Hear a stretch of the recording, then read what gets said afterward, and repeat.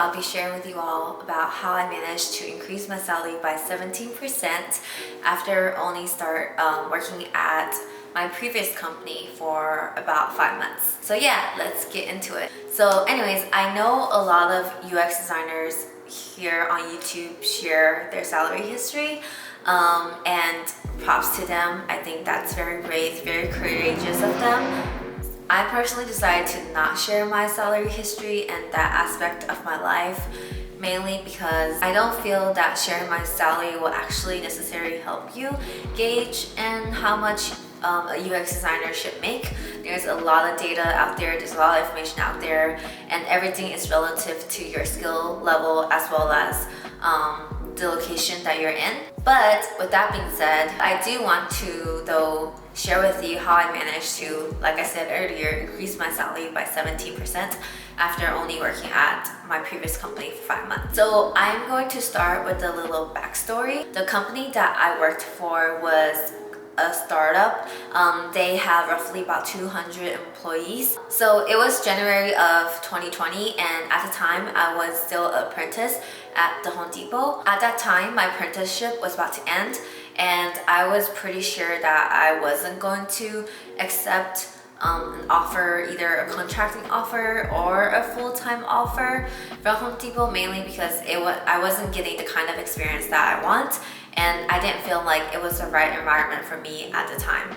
I was a very new UX designer, I still am, but I really wanted something that was a bit more fast-paced and challenging for me. For that reason, I was actively looking for my next full-time opportunity. I wanted to work for a smaller company because I wanted to be more exposed to a lot of things. So during that time, I was actively looking for my next or my first full-time UX position, but I didn't have any luck. One reason being it was in January and December time. So during that time, a lot of companies aren't really hiring, and I didn't want to have another employment gap. I had one when I was going through General Assembly bootcamp, and shortly after when I was looking for a job. And that was very mentally challenging for me. Not having a steady source of income was not healthy, and I was super stressed about it. So this time around, I really didn't want to have another period where I felt like I have no control of my life.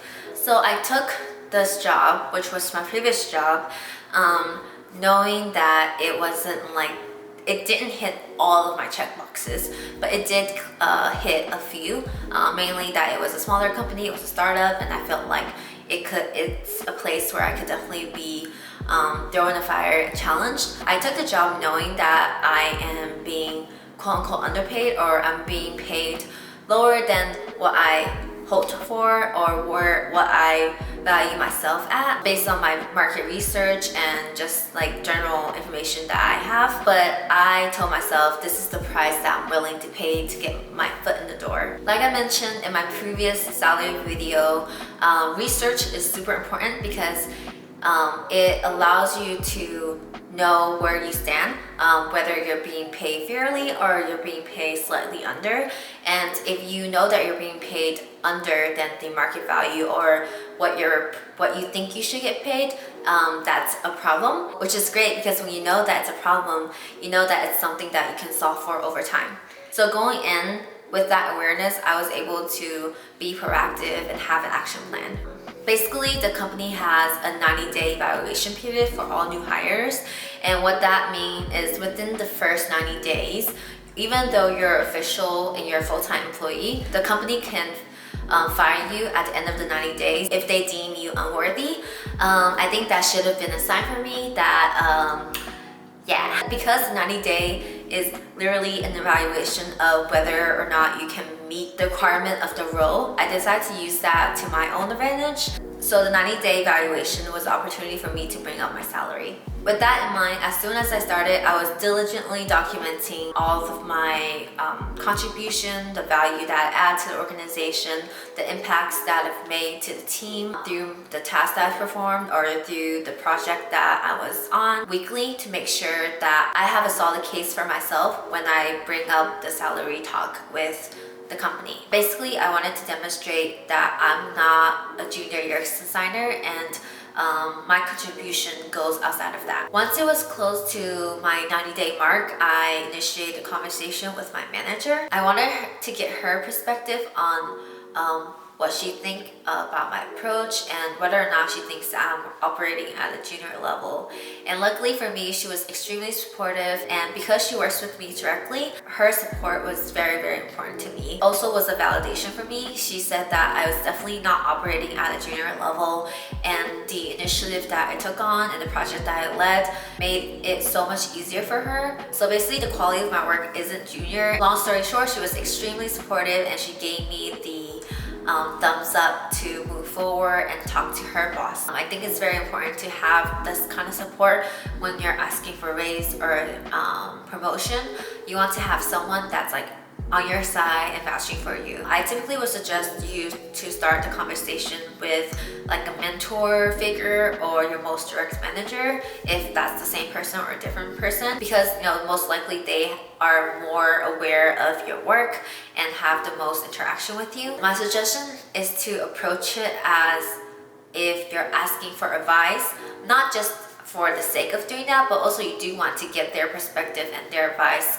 I think people like it when they feel like they're part of the process and you're allowing them to give you advice and input. The next step for me was to talk to my manager's manager, and that was really just out of formality. I made sure that I went up the org chart because I didn't want to make anybody feel like I'm stepping over them before going to the HR or going to somebody higher up. Before I want to continue, I actually want to preface that at this time, I think I started this conversation during like the beginning of the COVID-19 pandemic. So the company was in a tough position and they already laid off a number of people, and they made an announcement that in 2020 they won't be giving any raise or promotions to anybody in the company. So going into the whole process, I was definitely not confident that this will work out. Knowing the environment and how things are, there's people that's been working at the company for way longer than I have, and they're having a salary freeze. But I didn't want that to deter me from my plan, because at the end of the day, I know that all I need to do is just try, and if it doesn't work out, it doesn't work out. As long as I know that I put in the effort and I put it out there, if I don't try, it's definitely going to be a no. But if I try, even if the possibility is most likely a no, there's still a slight chance that it could be a yes. So I want to take that gamble. And one of the most important lessons I've learned in my life / career so far is that there is always an exception.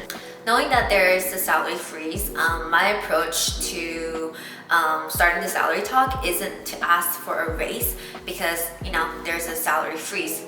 There's no raise or promotion. And also asking for a raise after the first 90 days is a bit unconventional. So I approach it as, hey, I am asking for salary market adjustment, and that's different from a raise, because a market adjustment means that I am not being paid at the fair market value at the moment, and they were valuing me at an entry level / junior UX designer. And I started the conversation on the fact that the initial evaluation was on the fact that I would probably be contributing at a new UX designer level. Do my work within the first 90 days, I was able to show that I'm not operating at an entry level, and therefore my salary should be adjusted to match my contribution level.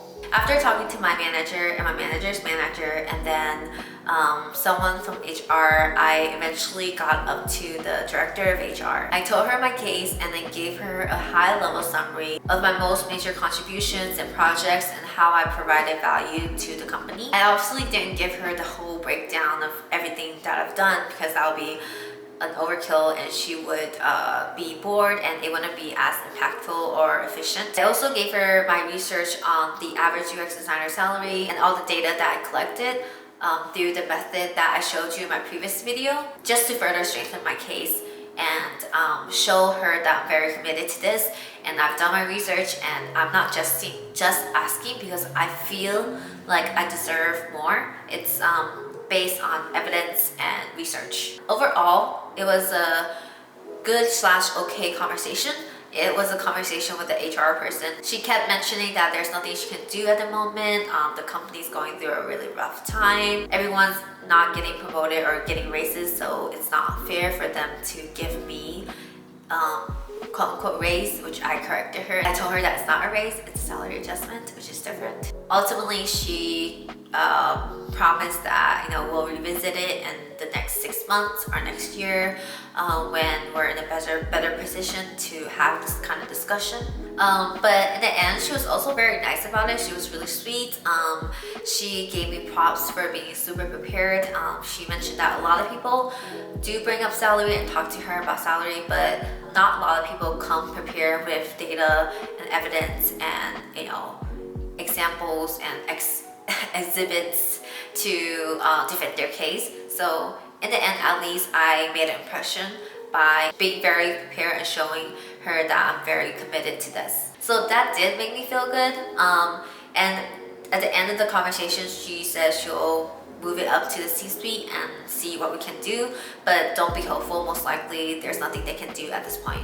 Anyways, the conversation didn't move in the direction that I was hoping for, but at the same time I wasn't too optimistic about everything. I knew that it was going to be a really uphill battle, but I still wanted to try because, again, if you don't try, you don't know. Even though I wasn't hopeful, I still sent her a follow-up email summarizing everything that we talked about. I sent her my salary data. I sent her the top few examples of the major impacts that I made, just so that our conversation is documented. There's something that I can refer back to next year or 6 months later, just to follow up on, like, hey, we talked about this 6 months ago and this is what we talked about, and you mentioned that we are going to have this conversation again. Can we talk about it? So I definitely advise, if you ever have these kind of more serious conversations, definitely follow up with an email summarizing everything you talk about, so that all of that is documented. In a way, you're helping her help you, because she might not remember everything you talked about during the conversation that you had with her, or her or him. I keep saying her, but the person I talked to was a her. She might not remember everything you talked about, all the points that you made. So by sending her an email reiterating everything and just summarizing it for her, she can quickly just forward that email to the C-suite if she wanted to. You're just increasing your chances of making what you want happen. So for like the whole month, I didn't hear anything. At this point, I already talked to a lot of people, and this thing has dragged out for like over a month already. I kind of just like left it as it is, and I kept a mental note to kind of revisit this and bring this up again, maybe a year or 6 months later, whatever felt like the right move for me. But I just continued on working and just didn't think much about it since I haven't heard anything. But out of the blue, a whole month later, literally there was no communication whatsoever. The COO just randomly messaged me and told me that he's willing to increase my salary by about 17%, which is pretty significant. I was definitely taken aback. I remember very vividly, it was like a Friday. And I was like, what? Like, is this real?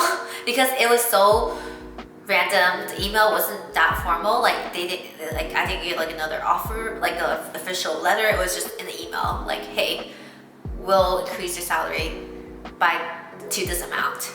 You're doing great. Thanks, bye.